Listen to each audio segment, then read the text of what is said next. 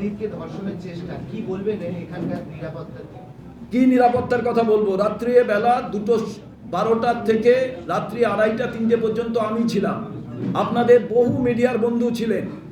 আমাকে ধাক্কা মেরে গাড়ি তোবড়ে দিয়ে সমস্ত আমার সঙ্গে আমার কংগ্রেসের নেত্রীরা ছিলেন, সবাইকে দৌড় করালেন, সব আপনারা তুললেন, কিন্তু সেই রাত থেকে পরের দিন পর্যন্ত তা কোনো চ্যানেলে আমি দেখতে পাইনি।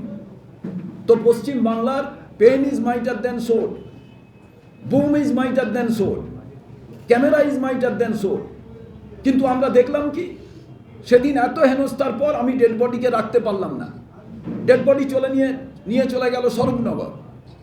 যদিও পরের দিন আসার খবর যে যিনি অত্যাচার করেছিলেন, যিনি রেপ করেছিলেন, সেই ছেলেটিকে ধরতে পেরেছে পুলিশ।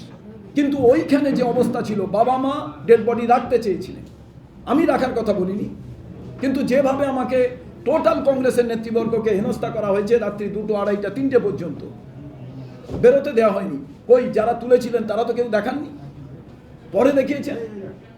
তো আপনাদেরও তো সহযোগ চাই যে পশ্চিমবাংলায় যে অত্যাচার হচ্ছে, সেই অত্যাচারে আপনিও বাদ যাবেন না, আমরাও বাদ যাব না, কেউ বাদ যাচ্ছে না।